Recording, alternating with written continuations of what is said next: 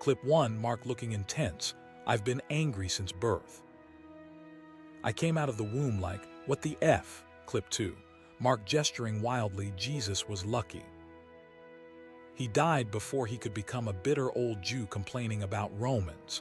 Clip 3, Mark laughing. You only need 2 friends. A main friend and a backup. That's it. Clip 4, Mark serious. Marriage is basically agreeing to watch someone die. If you're lucky, what's going on, folks? I'm Marc Maron. Have you ever wondered what your favorite comedians are really thinking when they tell jokes? The stuff behind the punchlines that reveals who they actually are. Today we're doing something different. I'm going to dissect 7 of my own jokes to show you how comedy comes from pain, anxiety, and the weird wiring in my brain. By the end of this, you'll understand why I'm always suppressing anger and how that's actually kept me alive. This is basically therapy, but you get to watch. And it's cheaper than what I pay my therapist. So let's do this. Alright, so this first joke. I've been doing this bit for years about Jesus. Jesus was lucky. He died young at the height of his celebrity. He was articulate, he had all his hair, and he died before he could become a bitter old Jew.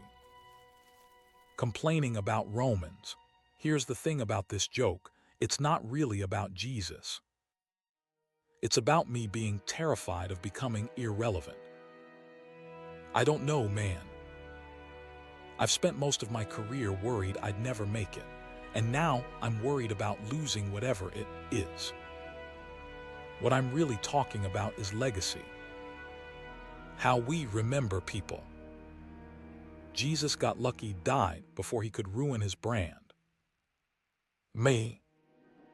I've had plenty of time to sabotage myself. I've done whole sets where I'm just yelling at the audience because I'm having a bad day. Who does that? But that's the weird thing about comedy. We're taking our darkest thoughts, in this case, my fear of death and irrelevance, and making them palatable enough that strangers will pay to hear them. If you're connecting with this breakdown so far, hit like, because it helps other neurotic overthinkers find this video. And if you look at the thumbnail, you'll notice I look particularly unhinged. That's because we're getting into the real stuff today. The Jesus joke also reveals something else about me. I've always been obsessed with celebrity. Not in a I want to be famous way, though I clearly do, but in this anthropological way. Why do we elevate certain people? What makes someone important? I've interviewed hundreds of celebrities on my podcast, and I'm still trying to figure it out. This next joke is about smoking. Smoking has lost all its dignity. Now they put you in glass rooms in airports. You're like an exhibit. People walking by with their kids going, "Look at the smokers, honey." That's what happens when you make bad choices. I smoked for 25 years. I was a serious smoker. And what I'm really talking about here is shame. How we take people with addictions and instead of having empathy, we put them on display. Make examples out of them. You know what's weird? When I was growing up, smoking was cool. My parents smoked. Everyone smoked. Then suddenly society flipped and smokers became pariahs. I lived through that transition and it messed with my head. One day you're James Dean, the next you're some pathetic addict in a glass cage. That's what the joke is really about, how quickly society can change its mind about you. How fragile dignity really is. By the way, if you're enjoying this deep dive, you might want to check out my previous video where I analyzed George Carlin's evolution as a comedian. It's gotten a lot of great feedback from people who appreciate this kind of comedy autopsy. Let's talk about this joke about friendship. You only need two friends. One main friend and a backup. That's it. Everyone else is just Facebook fodder. I've always been bad at maintaining friendships. Always. I get overwhelmed by social obligations.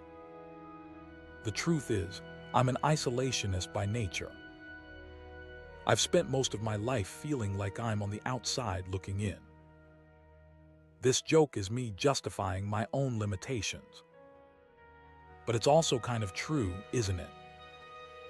How many real friends do any of us have? People we can call at 3 a.m. when we're spiraling. For me, it's maybe two people. Maybe.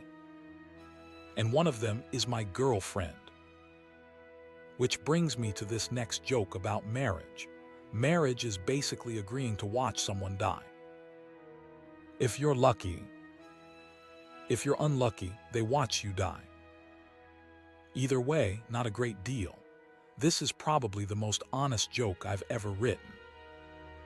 Marriage terrifies me because it forces you to confront mortality. Your own and someone else's. I've been divorced twice. Both times were painful, but there was also this weird relief. Like I was escaping something inevitable. The joke works because it's true. But it's also sad as hell. Comedy is just tragedy plus time, right? But what if the tragedy is ongoing? What if it's just life? If you're finding these insights valuable, make sure to hit subscribe. The thumbnail for this video shows me looking particularly intense because we're getting into the heart of what makes comedy both painful and necessary. This next joke is about flying. I used to be afraid of flying. Now I've evolved. Now I just hope the plane crashes. This joke gets a big laugh, but it's really about the evolution of anxiety. When you're young, you think you can control everything. You white-knuckle through turbulence believing somehow your vigilance is keeping the plane aloft. Then you get older and realize that's exhausting and pointless. So you surrender. But surrender isn't peace. Sometimes it's just exhaustion. Sometimes it's nihilism. I've spent my entire life trying to control things I can't control. My career, relationships, the inevitable decay of my body. This joke is about the moment you give up, which can feel like freedom or like giving up. Sometimes both. The truth is, I'm suppressing a lot of anger always. Always. It's like this low hum in the background of my existence. And a lot of my comedy comes from moments when that suppression fails. When the control slips. Here's a joke I used to do about renting pornography. Nobody just rents porn. You always get a regular movie too. Yeah, I'll take Anal Adventures 3. And The Pianist, I hear good things. This joke is really about shame. About how we're constantly performing for others, even when we think nobody's watching. Even in our most private moments, we're concerned with how we're perceived. I've spent my entire life worried about what people think of me. Even strangers. Even people I don't respect. It's exhausting. The joke works because we all do this in different ways. We all have our pianist that we use to justify our baser instincts. We're all trying to maintain some illusion of dignity. This joke about traffic reveals a lot. I need to know why there's traffic. It's not enough that we're not moving. I need to see an accident or construction.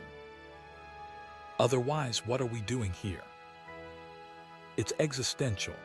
This is probably the most revealing joke about who I am. I need meaning, even in suffering, especially in suffering. If I'm stuck in traffic and there's no reason for it, I become enraged. Because what's the point? That's my whole worldview in one joke. I can accept pain if it makes sense. If there's a narrative. What I can't accept is randomness. Chaos. The idea that we're just bouncing around in a meaningless universe. My comedy has always been an attempt to create meaning out of chaos. To make sense of things that don't make sense. To find patterns in randomness. So there you have it. 7 jokes that pretty much sum up who I am as a person. Anxious, angry, constantly seeking meaning, terrified of death, but also sometimes wishing for it, worried about what you think of me, but pretending I don't care. That's comedy for you. At least that's my comedy. For the next week only, I'm releasing a special bonus episode on my Patreon, where I break down 3 more jokes that were too dark to put on YouTube. The ones that even I'm uncomfortable analyzing in public.